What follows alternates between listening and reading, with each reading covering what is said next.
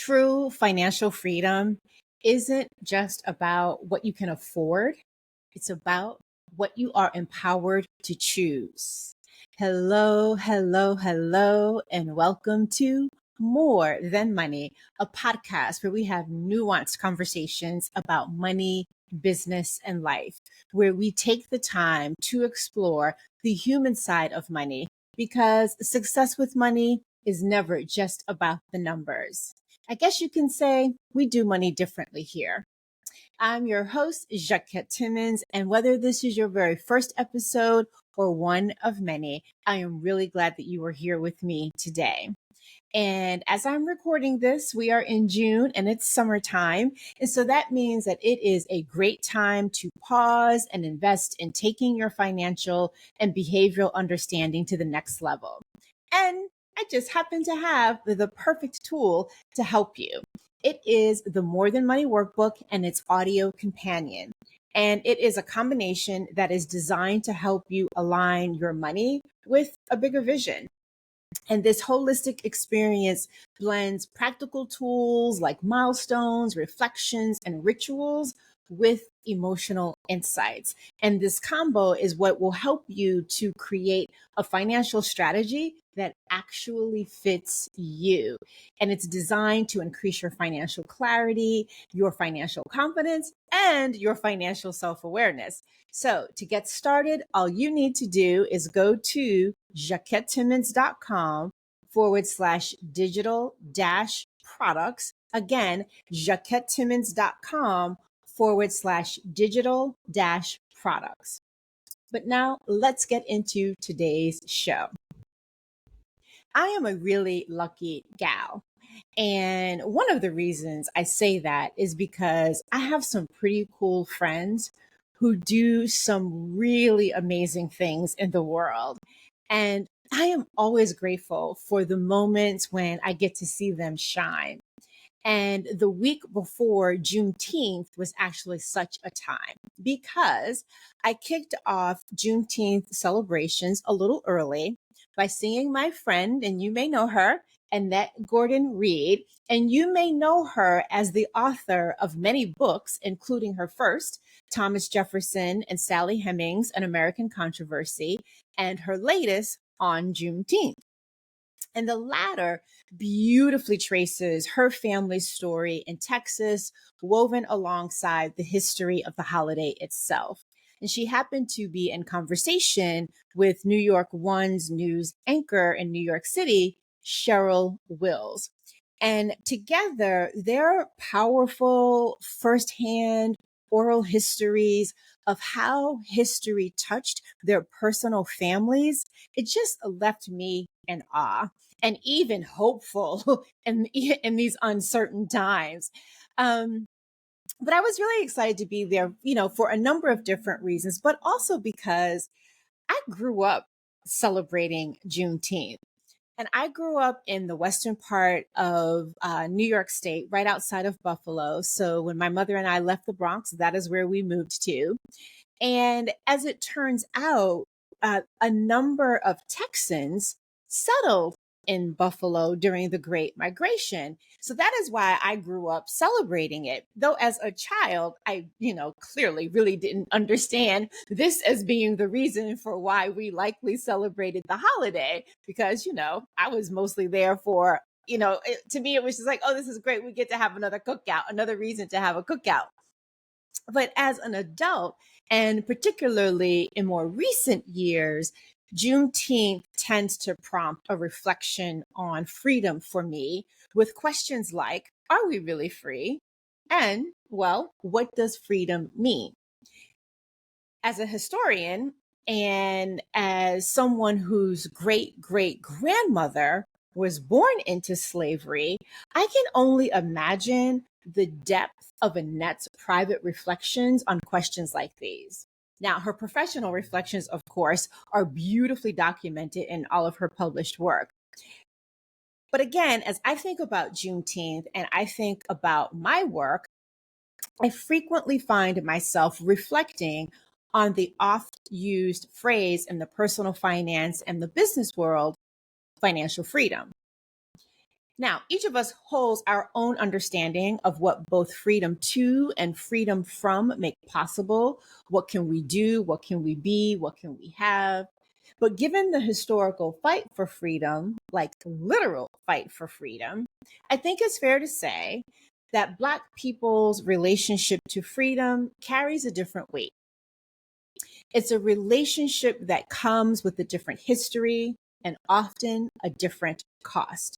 And it's tempting to think of Juneteenth as an historical event with a clean before and after. But freedom, it did not come neatly wrapped in an announcement. Emancipation was delayed, it was uneven, and immediately met with new systems designed to maintain the economic status quo. It just happened to be wrapped in different clothing. The formerly enslaved were declared free, but they were not given land, they were not given restitution, they were not given any financial redress. Instead, they were pushed into sharecropping, convict leasing, and exploitative labor arrangements, all mechanisms designed to ensure that their freedom wouldn't interfere with the profits of an economic system that benefited from their free labor. So while legal slavery ended, financial captivity evolved. And if we're honest, some version of that continues today. And it shows up in a variety of ways, right? It shows up in the form of wealth inequality, access to capital, the racial wage gap, housing discrimination, and biased financial systems that still act as barriers today.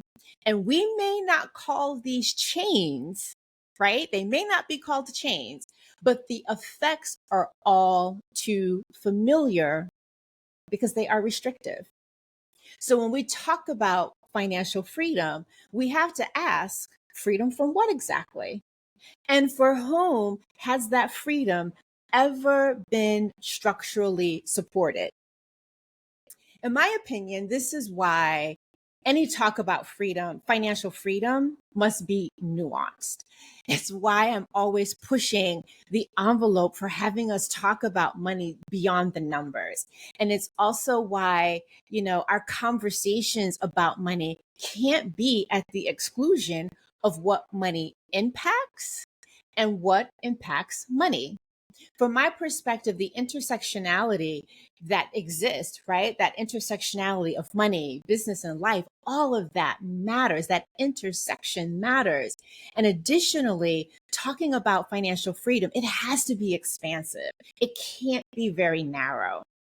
And it can't just be equated when we talk about financial freedom with passive income or early retirement or escaping the 9 to 5. Now, don't get me wrong. There's nothing wrong with these aspirations, but they are not neutral either, meaning they often assume a baseline of access to wealth, of access to time, of access to networks, of access to systems that reward ownership over labor. And they also rarely account for how Black people have to navigate systems that were never built with us in mind in the first place. That's why our conversations about freedom, financial or otherwise, cannot be surface level or stripped of context. Freedom is not static. We are seeing that in real time in 2025. Freedom is not static. It isn't a one-time declaration or a personal milestone. It's dynamic. It's an ongoing practice, and it's one that is shaped by history, policy, opportunity, and power. It's also collective. And while this episode is going live after we have celebrated the actual Juneteenth day, the Juneteenth holiday, I think really what we are called to remember is this: Juneteenth isn't just a celebration of delayed liberation. It's a reminder that freedom must be continuously fought for. It must be protected. It must be practiced. It must be passed on. And that includes how we think about and relate to money. So when we talk about financial freedom, let's be sure that we are talking about more than dollars or, dollar amounts and lifestyle goals. Let's make sure that we're talking about access, that we're talking about history, that we're talking about equity. And let's ask harder questions about how we each define freedom and what we're willing to do to expand it. And not just for ourselves, but for our communities too. Because true financial freedom, that isn't just about what you can afford.